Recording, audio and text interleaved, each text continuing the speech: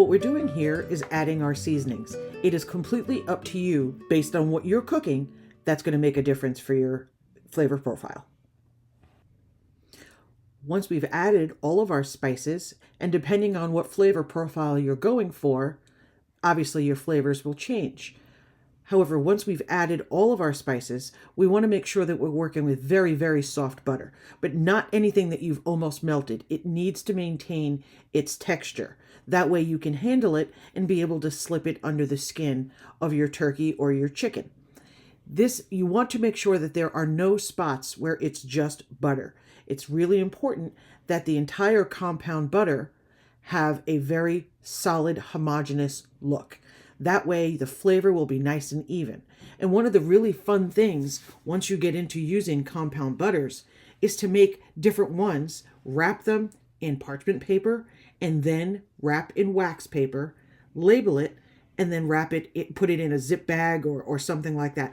I know it seems like a lot of wrapping, but butter absorbs flavors really easily, and we don't want to pick up any flavors from the freezer. Having compound butter on hand makes it a wonderful ingredient. You can even cut it into pieces and freeze it like that. What we're going to do now is we are going to spatchcock this turkey. The system, or the method, is exactly the same for a whole chicken. What you're going to see me do is use a pair of poultry shears. I have arthritis in my hands, so I find that this works best for me. If you have trouble breaking through with a knife and you've got a little trouble with your grip, you may find that poultry shears make this process easier for you. We're going to put the bird breast side down so that the spine is facing up. I'm spreading out the bird and I'm showing you with my fingers exactly what we're going to remove. That is the backbone. Those are my poultry shears. You start right at the tail and you go to the left and the right of the tail. I'm sorry, I thought I had my very first clip in view. I obviously do not, but you're going to see it follow straight up. You can't really cut through the spine itself. You would need like a cleaver or something to cut through that. So what I'm doing is going on either side, and the scissors will find their path. And it's not easy on a turkey. It's much easier on a chicken. On a chicken, this takes virtually no effort from my arthritic hands.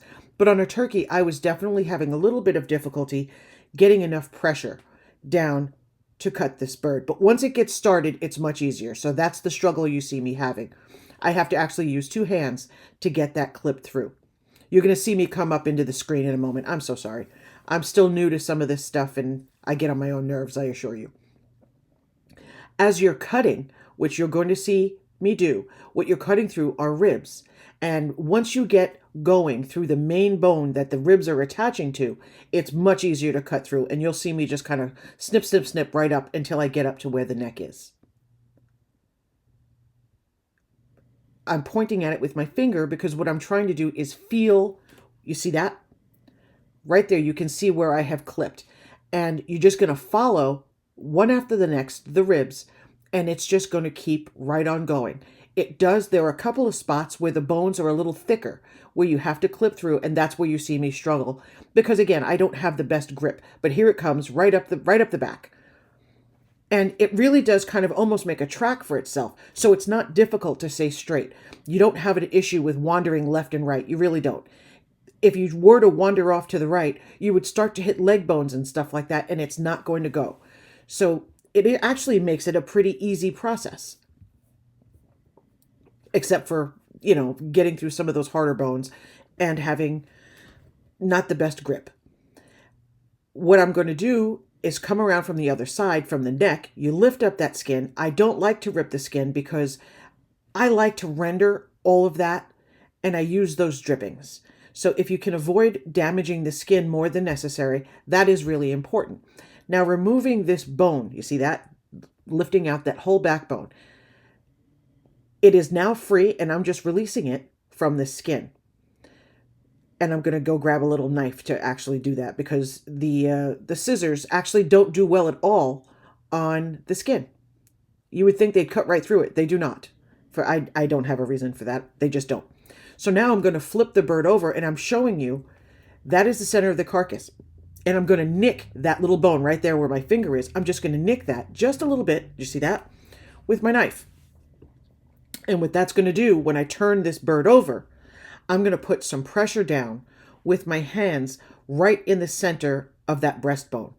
And it's going to, I already started seasoning a little bit. And then I decided, you know what? I'm going to spatchcock this bird. And do you see that pop? That was it. The breastbone just broke. I know that sounds terrible now that I'm hearing myself say it. And this turkey came with one of those little awful little thermometer things. They're inaccurate. Take that out. You use an instant read thermometer when you're trying to make sure that you can test when your bird is done. Those awful little things tend to cause overcooking, which I can't tell you how many people have endured overcooked turkey because of one of those awful little fake thermometers. What I'm doing now, and you want to do this with your hand that has no rings on it, is you want to slip your fingers underneath the skin, and there's a membrane between the skin and the flesh. And what I'm doing very as carefully as I can is I'm slipping my finger, opening up that membrane. What I'm doing is making a pocket where all of that compound butter that we just made together, or you watched me make, okay, I sound crazy, will go.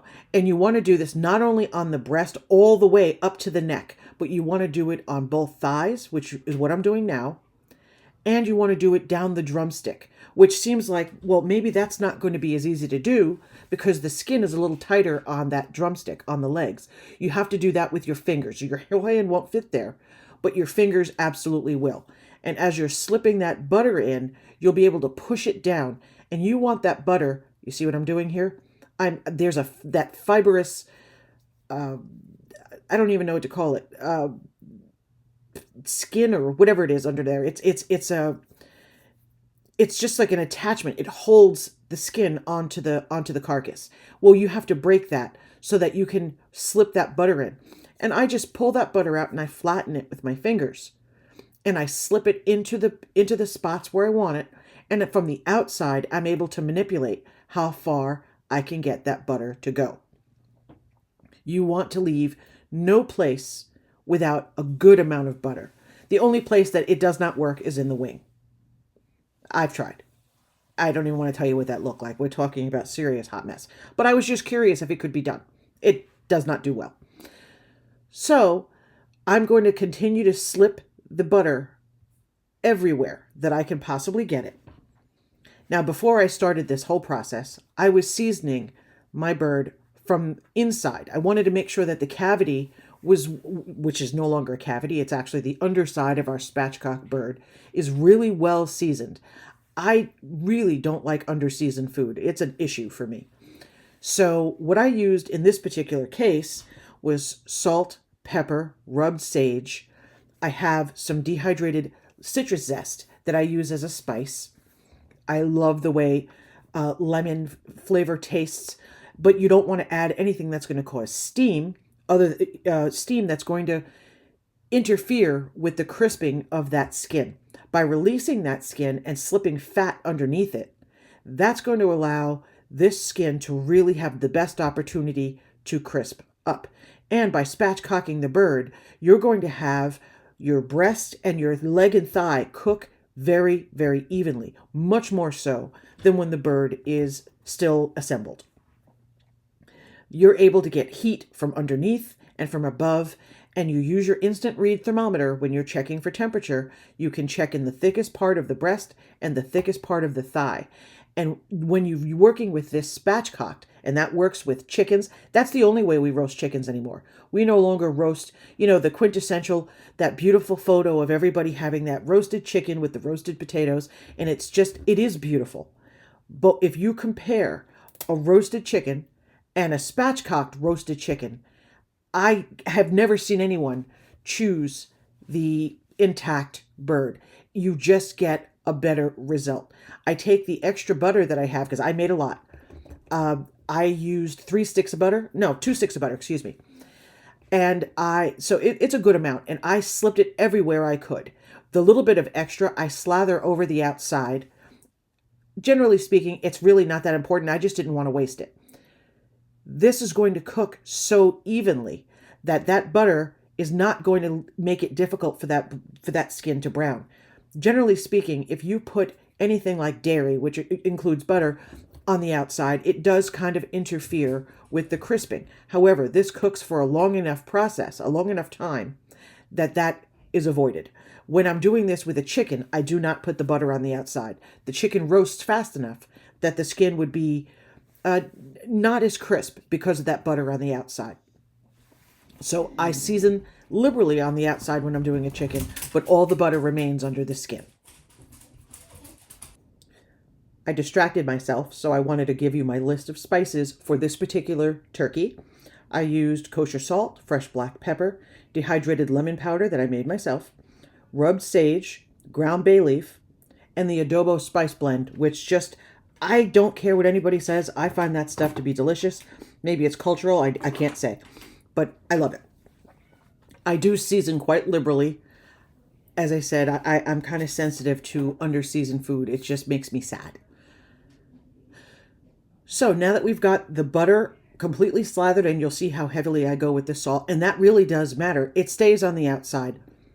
So what that salt is doing is it's also helping to create that crispness because it's going to help dehydrate anything that was left. By the way, it's very important that when you're roasting either a chicken or a turkey, that bird be incredibly dry.